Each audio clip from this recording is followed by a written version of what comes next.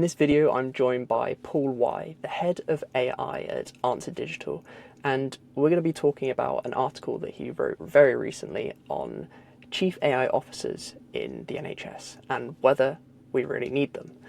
So, if you haven't seen Paul's article, I'll pop a QR code here so you can go and check it out and read it beforehand because it provides a lot of context that will be useful for this conversation. And I hope you enjoy. So I was wondering if you could just give like a brief overview of this opinion piece and the topic. So yeah, we were seeing a number of chief AI officer roles start to be employed in the States and beyond. Like we picked the States as one place, but you're seeing it sprout up everywhere really. And we wanted to assess, well, what does that mean for the NHS? And this idea is months old, so it's before all of the recent sort of cutbacks, budget saving, on top of sort of the staff shortages and I think sort of from a heart and minds point of view of that staff, like the coming out of the pandemic and where we are with an overwrought service. So what does that mean for the NHS? And is it as simple as add another C role into the C-suite of a trust? Because that seems like a really simple solution, but what is that role and what are they accountable for? Because you want those roles to be like fully accountable for something. And when you start to assess that, like, well, they're going to be accountable for rolling this model out. And what does that model do? Well, it integrates into these systems. Oh, so it's a system thing. So it's a technical system thing. It's your CIO and maybe your head of systems reporting into the CIO. So where do they now sit in the tree? Are they reporting into them as well? But that's not very C-suite. So there was a problem there with the lines of accountability that we've got in NHS trusts already for this new role. Like, where does it sit? And then when you start to think about, well, what are they covering? This is where 3 years ago it'd be radiology AI. As of last year, it's ambient scribes as well, and large language models just before that. Where's it going? Well, we've invested heavily in digital pathology scanners, and we're seeing a industry of models start to go in that direction, and there's a national genomics network looking at AI in the future of genetic testing in the NHS. So is that included as well? And now who is this individual? I'm thinking in the article we call them it's a unicorn problem. Like, who is this unicorn that knows all of this stuff? And if they don't know all of this stuff, well then is it one role? Because if there isn't this individual who could possibly know all of that, well, who does know? Well, it's sort of the individual teams and the individual specialities who are starting to embrace AI in their domain. And it might not necessarily be elevating just one of those people into this new role where they understand one or two things really well, and the rest of it's just going to be a huge learning curve. It might instead be, well, how do we take this problem, not try and upheave reporting structures, and empower and train, importantly, and train those, like the senior people in these roles across the hospital functions in understanding and embracing AI within those roles. And then how can you, as maybe a technical arm of a hospital, build a strategy and an architecture and an infrastructure to allow them to test it safely, so that you're not logging on to chatgpt.com, you're logging onto a secured version within the hospital and create a playground for staff to understand where the value of AI is going to be and make the mistakes in a secure way, and eventually find what we think will be huge efficiency savings in certain areas, and have all of that underpinned by the traditional governance structures of the hospital, and have them also been trained in understanding these new things that we're asking them to sign off on. So that's sort of where you got to in the article. It's it might not be that you need to hire a brand new role for this, but you do need to be doing more than just placing the problem on existing roles, in training them and making your governance pipelines more resilient to this new brand of technology. And yeah, early success might not be clinical. It might be in your admin, your finance, your operational teams. and that's still something to strive for in terms of making the hospitals more efficient, and saving some inordinate amount of data entry potentially in some of these roles. Like in reality, there might be those unicorns out there, and would I advise an NHS trust not to hire one? Like, Mm, I don't know. Like if you're going, I'm going to hire a large language model expert who's brilliant at prompt writing, and I'm going to hire them. And in the first couple of years, they're going to find loads of clinical and non-clinical within a safe architecture use cases for large language models. And yeah, you're sort of missing out on all the imaging AI there. But if you hire that person, and they find all those use cases for you, and they absolutely wouldn't come and work for you if they weren't a chief, then yeah, yeah, I don't know. Like it's that sort of honest to assess the market. Like what do we need? Because I think you do have all the consultant radiologists who there's loads of them who are really inspiring people trying to embrace imaging AI, and I've yeah, seen it in the pathology space as well. Um, and so maybe the thing that we might be missing is that person who wants to come and help us adopt around these language models, like because they don't sort of naturally fit under a role. It's not like a radiologist who's just been his whole like career is focused on these things and wants to be on the cutting edge of it. So has gone to all the conferences and spoken to all the vendors and seen the mm, products and had demos. Like you could see, you do see, like I'm sure you've spoken to loads of them yourself. Like we know these people are out there. Are they there for the operational and finance teams, and are they there trying to assess how that's going to work in a clinical setting to help with reporting and things like that? Like I don't know. So yeah, I take a hard stance in the article on this is what we think. But if a trust came and said, well, actually, we're going to hire a specialist in that thing because I've got the consultant radiologists who are going to nerd out on the imaging AI. I don't have this, and it's like, okay, well, that's a. And if in 2 years you found those savings, then what a mistake I've made in this article. So so it'd be people who are more generally apply more generally, would you say? So for this kind of role, rather than um, this unicorn role, it's more of an all encompassing rather than people coming from like radiology or speciality in imaging. It's yeah, so I don't know. It depends on the job description, right? Like if you were actually trying to hire this person, if you were writing that job description now, you'd heavily focus on imaging AI because it's like the biggest sector yeah, of how secondary care in particular is embracing AI right now, because yeah, the models are still trying to find their way. Like they were still rewriting all the like regulations on how to adopt these language models, and that they can hallucinate, yeah, and they're actually like we need to be really careful of them. And do you know you're sending your data off over here if you're just using the web portal? yeah, Um, so like right now, I think we would write that, and we would write the role with all the imaging things in it.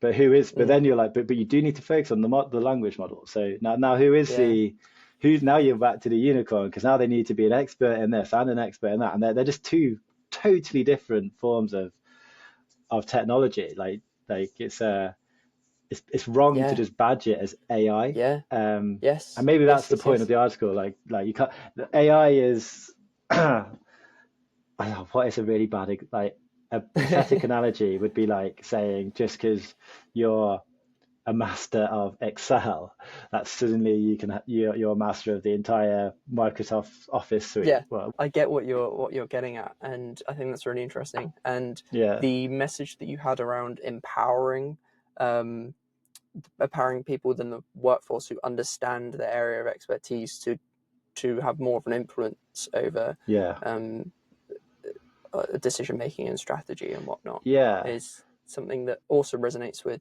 something that Liam Cahill has he talks a lot about this kind of yeah, empowerment. So it's interesting to see yeah. that. They might be just trying to find. Maybe it's about spotting the gaps. Because if you have all these empowered, just to go back to the radiology example, just because I've met so many of them, Yeah, empowered radiologists who want to drive AI in that region, maybe they don't need a chief AI officer because yeah, they can go and report to their head of PACS who's got a handle on the IT, who feeds into IG and data and cybersecurity, and sort of your IT teams where there's like a IT strategy that the AI has to fit within. And there might need to be some flex on that strategy now to accommodate some AI, but really you're integrating another product, and you integrate systems all the time in a trust. So that there's nothing novel there. But maybe the gap is around some of these language models and how prompt engineering is this new thing that, like, when you think of engineering in a technical sense, you think of, I'm going to sit down and write a load of code and produce a system. But that isn't what prompt engineering is now. It's a much more accessible form of engineering than we've Yeah. ever had before.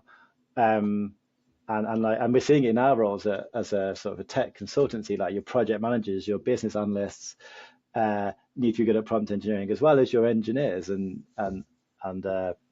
testers and whatnot. So yeah, that's like a new world where it's a imaging AI is so focused on specific specialities that Yeah. actually the thing with large language models or the language models is that they're not.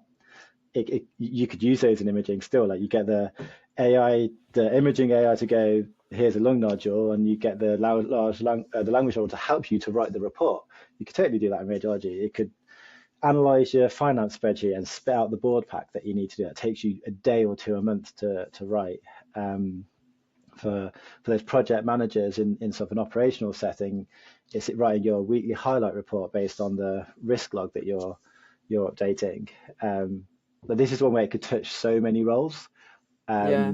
And what you need to do is go and sit down with all those teams with someone with an understanding of the technology and work out how it's going to help them. And that person is probably not the same person, or there's not a lot of them who also are experts at radiology model vendors. Yeah, how do you make it not a unicorn problem, I guess, is the Yeah. thing.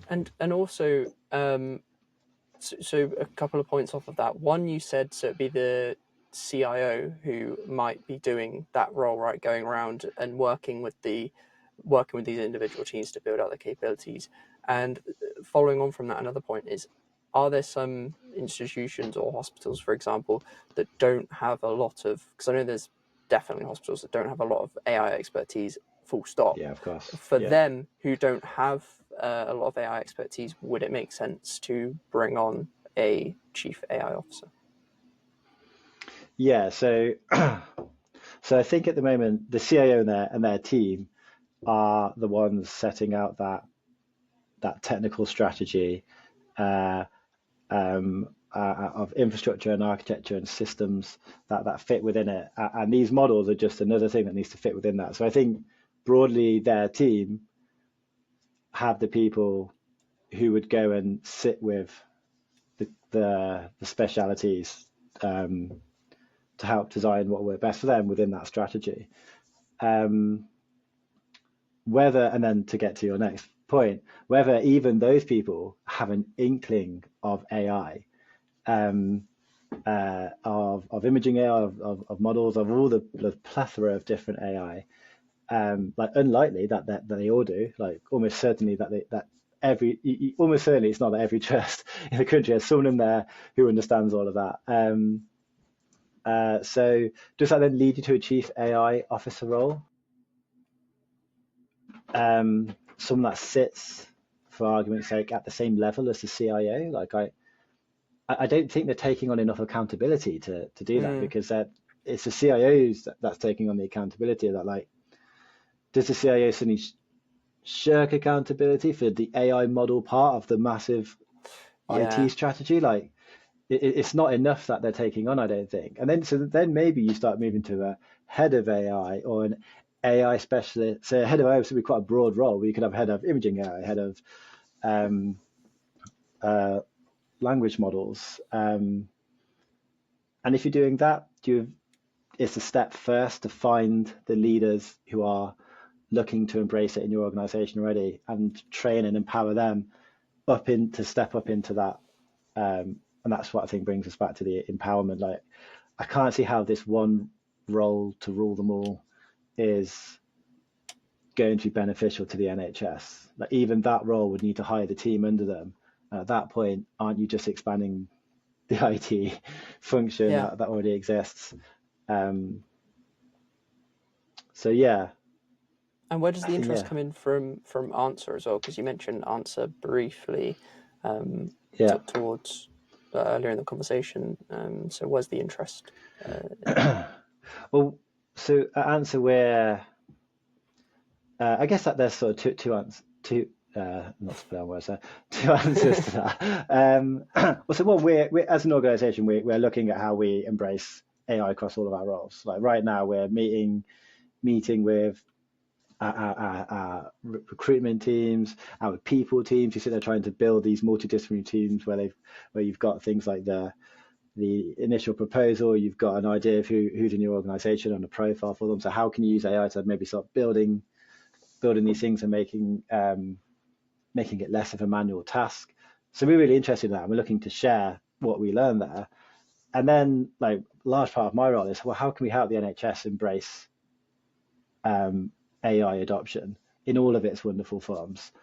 We started with radiology, and where we started there was in platforms. Like, how do we don't make models, we do architecture and data and integration. So how can you put in technology that can help scaled use of AI over just singular model rollouts? And then from that, we've looked at how you apply that technology that started with radiology, because it's where the huge market of 200 CE marked models was. How can you help the upcoming sectors to embrace that technology from the start and not have to go on the years of learning that we had to in radiology? So that counts as scribes, it's genomics, it's digital pathology, all of those things where you might want to not get locked into a vendor or not get any economies of scale out of one deployment to the next. And we can help the NHS on that journey. So it might be, if you're looking to empower the teams, well, how do you bring in organizations to empower those teams and then leave? Like, you don't need to be bringing in consultancies that just stick around forever and never go anywhere. Like, how can you bring in someone to train your teams, empower them, and then leave them empowered? And that's essentially our ethos to projects, is to empower the client and then leave successfully. Yeah. Well, thank you. That's excellent. And I think that brings a nice wrap to the conversation. And again, Thanks, thank Harry. you so much for chatting. No, it's been great. Thank you.